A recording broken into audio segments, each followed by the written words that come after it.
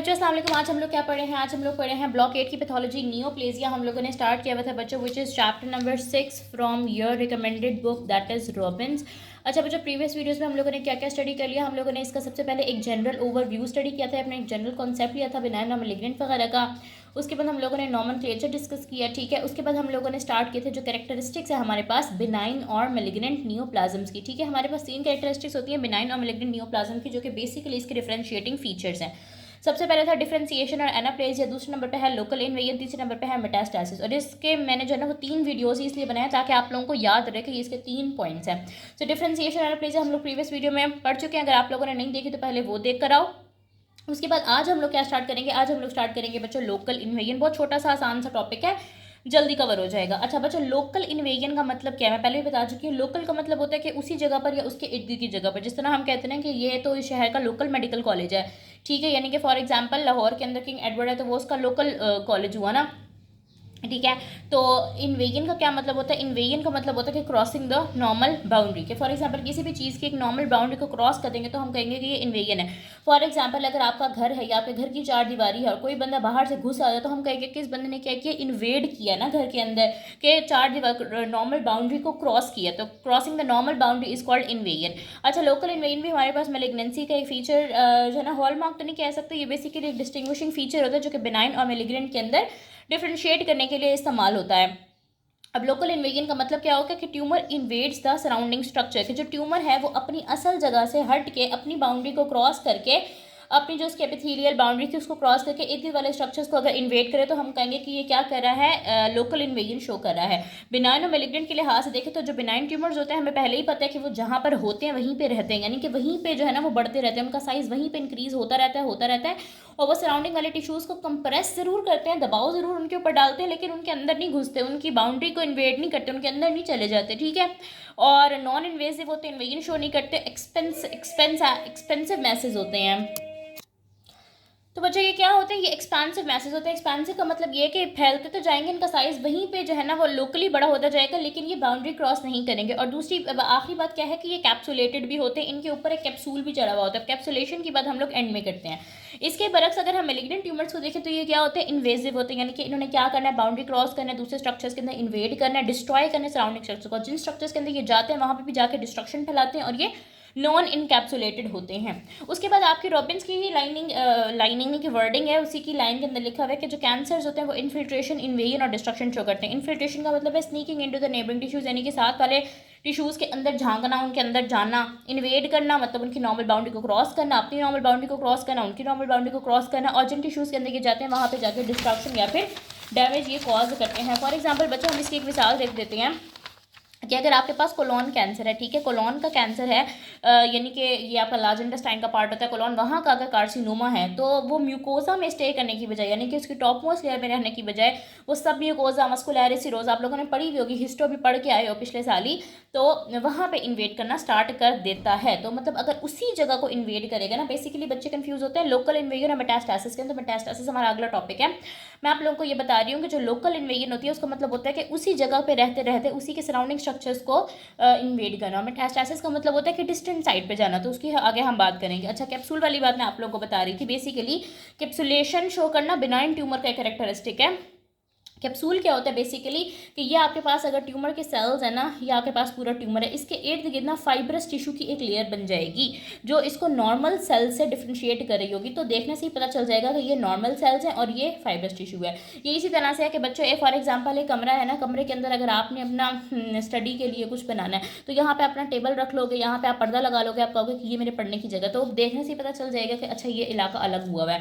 तो ये जो हमारे पास में बहुत बुरी एग्जाम्पल्स देती हूँ आई नो, लेकिन मैं ये सिर्फ इसलिए देती हूँ ताकि आप लोगों को थोड़ी समझ आ जाए। इनकी कोई तुक नहीं होती, कोई सेंस नहीं होती, बस मेरे जहन में जो आ रहा होता है मैं बोल देती हूँ।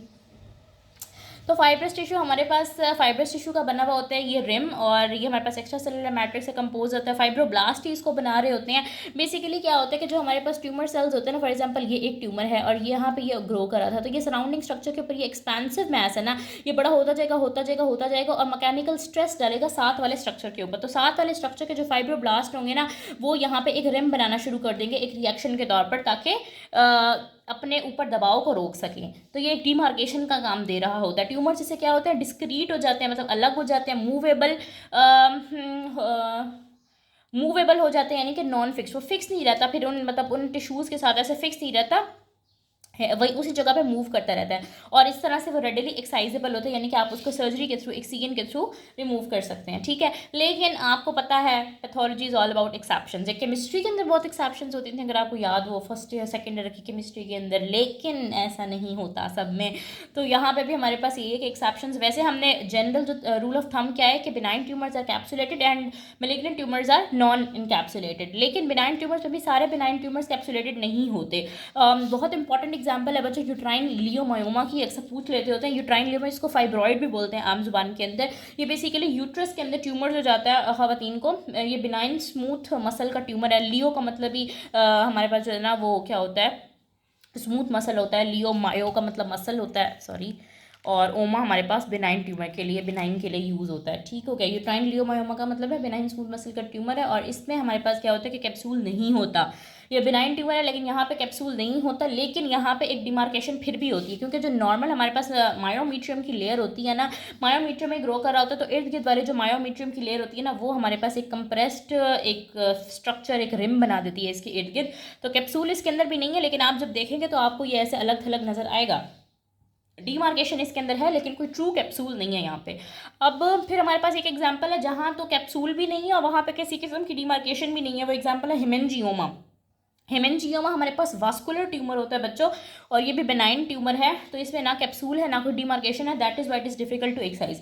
अभी जब मैं आप लोगों को इसकी पिक्चर्स दिखाऊंगी ना AI जनरेटेड वगैरह, तो उसके फ्लो चार्ट बहुत ज़बरदस्त आपको वहाँ से समझ आ जाएगा। बहुत प्यारी पिक्चर्स हैं, और मैं जो है ना अपने यूट्यूब के चैनल पर भी इसको पोस्ट कर दूँगी, व्हाट्सएप पर भी भेज दूँगी, इंस्टा पर भी पोस्ट कर दूँगी, ताकि आप लोगों को कहीं से भी वो चीज़ें मिल जाए। लेकिन बच्चों आप लोग प्लीज़ चैनल को सब्सक्राइब किया करें, वीडियोस को शेयर किया करें, कमेंट किया करें, लाइक किया करें, मेरे लिए क्या अप्रिसिएशन होती है, ठीक है बच्चों। मैं खुद भी 4th ईयर की स्टूडेंट हूँ, और मैं हॉस्टल में रहती हूँ, मुझे वहाँ के काम भी देखने होते हैं, और फिर जो है ना और भी बहुत सारे काम होते हैं। तो 2-3 घंटे मेरी एक वीडियो के ऊपर लग जाते हैं। इसको एडिट करूँगी, इसको अपलोड करूँगी, बहुत सारा काम होता है। तो मुझे भी थोड़ी सी ना अप्रिसिएशन दे दिया करो, सही है बच्चों। तो हम लोगों ने यहाँ तक क्या बात की, बेसिकली अब तक हम लोगों ने क्या सीखा कि लोकल इन्वेजन का क्या मतलब होता है कि नियर बाय स्ट्रक्चर्स को जो ट्यूमर इन्वेड करता है उसको लोकल इन्वेजन बोलते हैं। बिनाइन के अंदर क्या होता है कि इन्वेजन होती है, मेलिग्नेंट के अंदर इन्वेजन नहीं होती। बिनाइन के अंदर क्या होता है, कैप्सूल होता है। मेलिग्नेंट के अंदर क्या होता है, कैप्सूल नहीं होता। फिर बिनाइन के अंदर भी हमने कैप्सूल पढ़ा कि ये रिम ऑफ फाइब्रस टिश्यू होता है, लेकिन उस पर भी एक्सेप्शन है। यूट्राइन लियोमायोमा जिसके अंदर कैप्सूल नहीं होता लेकिन मायोमीट्रियम की लेयर होती है, और हेमेंजियोमा जिसके अंदर ना कोई कैप्सूल है ना कोई डिमार्केशन है। अब मेलिग्नेंट के अंदर हमने क्या बात पढ़ी है कि कैप्सूल जनरेट नहीं होता, लेकिन इसके अंदर क्या एक्सेप्शन है, फॉलिक्यूलर थायराइड कार्सिनोमा, ठीक है। इसके अंदर देखने से अगर हम देखें तो हमें लगता है कि कैप्सूल है, लेकिन जब हम माइक्रोस्कोपिकली देखेंगे तो उसमें क्या होगा कि ट्यूमर सेल्स के अंदर से ना ऐसे छोटी छोटी सी टंग्स, इसकी छोटी छोटी सी जुबानें ऐसे बाहर आ रही होंगी, जो कि इर्द गिर्द वाले स्ट्रक्चर्स को इन्वेड कर रहा होगा, मतलब एक धोखा देने की ये कोशिश करता है। और इस तरह के जो कैंसर्स होते हैं ना, जो मेलिग्नेंट होते हैं, इनको एक्साइज करना वो जो बहुत मुश्किल होता है, ठीक है, क्योंकि आपको पता नहीं है कि ये कहाँ तक इन्वेड कर गए हैं। बिनाइन का तो ठीक है ना, एक कैप्सूल उसके इर्द गिर्द बना हुआ है, बस उस पूरे को बाहर निकालो। लेकिन मेलिग्नेंट में क्या होता है कि सारे नियर बाय स्ट्रक्चर्स इन्वॉल्व हुए होते हैं, इसलिए सबको क्या करना पड़ता है, सराउंडिंग नियर बाय स्ट्रक्चर्स को भी एक्साइज करना पड़ता है, जिसको बोलते हैं क्लीन सर्जिकल मार्जिन। मैं आप लोगों को बुक से दिखाती हूँ। बुक से हम लोगों ने कल ये डिफरेंशिएशन और एनाप्लेसिया पढ़ा था, और आज हम लोगों ने क्या पढ़ा है बच्चों, ये रहा लोकल इन्वेजन, ठीक है, ये वाला है। और मेरी बुक बहुत ज़्यादा फटी हुई है, आई एम सो सॉरी। ये लोकल इन्वेजन हम लोगों ने यहाँ से पढ़ा है और यहाँ पे पढ़े, जिसकी डायग्राम से कि मैं आप लोगों को यहाँ से समझा दूँ, लेकिन आप लोगों को समझ नहीं आएगा, बिकॉज ये तो आपको पता है ना, चाहे हिस्टो की डायग्राम जाके पैथो की रट्टा मारना होता है, सबको हम निशानियाँ लगा लेते हैं इसकी, ठीक है। नेक्स्ट वीडियो में हम लोग मेटास्टेसिस कवर करते हैं, फिर हम बिनाइन मेलिग्नेंट का डिफरेंस भी लिख लेंगे इंशाल्लाह। और अब मैं आप लोगों को वो AI जनरेटेड वीडियो भी दिखाती हूँ, एक मिनट। आप लोगों को इसकी बात कर रही थी, ये देखो लोकल इन्वेजन हमारे पास क्या हम लोगों ने पढ़ा कि ये direct infiltration and destruction of adjacent tissues by the malignant tumour cells. जो मेलिग्नेंट ट्यूमर सेल्स होते हैं वो हमारे पास क्या कर रहे होते हैं, साथ वाले टिश्यूज़ के अंदर उनकी बाउंड्री को इन्वेड कर देते हैं और साथ वाले टिश्यूज़ को डिस्ट्रॉय करते हैं। अब इसको छोड़ो, ये उसने तरीका बताया हुआ है कि इन्वेजन होती किस तरह से, ये हम लोग आगे पढ़ेंगे इंशाल्लाह। वो कह रहे हैं कि की पॉइंट ये कि बिनाइन ट्यूमर लोकलाइज रहते हैं और मेलिग्नेंट ट्यूमर्स इन्वेड, इन्फिल्ट्रेट और डिस्ट्रॉय करते हैं। इन्वेजिवनेस हमारे पास मोस्ट रिलायबल फीचर है। अब ये देखो, ये जो बिनाइन ट्यूमर होता है ये क्या होता है, स्लो एक्सपेंसाइल ग्रोथ होती है, कंप्रेस करता है, लेकिन इसके पास क्या होता है, कैप्सूल होता है। देखो कैप्सूल आप लोगों को नजर आ रहा है, ट्यूमर और उसके तो हमारे पास क्या है, कैप्सूल है।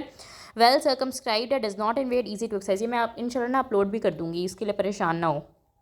मेलिग्नेंट देखो शक्ल ही उसकी ऐसी है कि इसमें रैपिड ग्रोथ हो रही है, इन्फिल्ट्रेटिव है, कोई कैप्सूल नहीं है, पोली सर्कमस्क्राइब्ड है, टंग्स है इसकी और डिफिकल्ट टू रिमूव होता है। फिर हम लोगों ने क्या बात की थी यहाँ पे, ये देखो एक्सेप्शन सब लोगों ने क्या पढ़ी थी बिनाइन ट्यूमर के अंदर। सबसे पहले हमने बात की थी यूट्राइन लियोमायोमा की विच इज़ अ फाइब्रॉइड, और इसमें क्या होता है कि हमारे पास कोई ट्रू कैप्सूल नहीं होता, बस मायोमीट्रियम की क्लियर होती है, ये देखो। और फिर हम लोगों ने हेमेंजियोमा की बात की थी जो कि ना इसके पास कैप्सूल है ना ही ये शार्पली डिमार्केटेड है। फिर हम लोगों ने बात की थी कि ये जो फॉलिकुलर कार्सिनोमा ऑफ थायराइड होता है, तो ये देखो अब देखने से ऐसा लग रहा है कि इसके पास एक कैप्सूल है, लेकिन जब हम इसको नीचे देखते हैं माइक्रोस्कोप पे तो tiny Trunks penetrating the capsule और एडजेसेंट थायराइड टिश्यू के अंदर ये देखो ये इन्वेड कर रहा है। फिर वो बात कर रहा है कि सर्जिकल मार्जिन जो है ना वो हम लोगों को क्लीन करने पड़ते हैं। ये ट्यूमर है, ये नॉर्मल टिश्यू है, तो यहाँ से हम जो है ना इसको कट करते हैं ताकि कोई भी ट्यूमर ना आ जाए बीच में, और इसकी अच्छी प्रोग्नोसिस होती है। और ये नेगेटिव मार्जिन या फिर क्लीन मार्जिन कहलाता है। पॉजिटिव मार्जिन ये देखो यहाँ से हम कट कर रहे थे, ये देखो छोटा सा कैंसरस सेल अभी भी रह गया है, तो इसमें हमारे पास हाई रिस्क ऑफ रिकरेंस होती है। फिर इन्वेजन और मेटास्टेसिस का डिफरेंस उसने बताया हुआ है कि स्प्रेड टू डिस्टेंट साइट होगा तो मेटास्टेसिस, और लोकल इन्वेजन हमारे पास स्प्रेड टू एडजेसेंट टिश्यू होता है। ठीक हो के बच्चों, तो ये उम्मीद है आप लोगों को यहाँ से क्लियर हो गया होगा।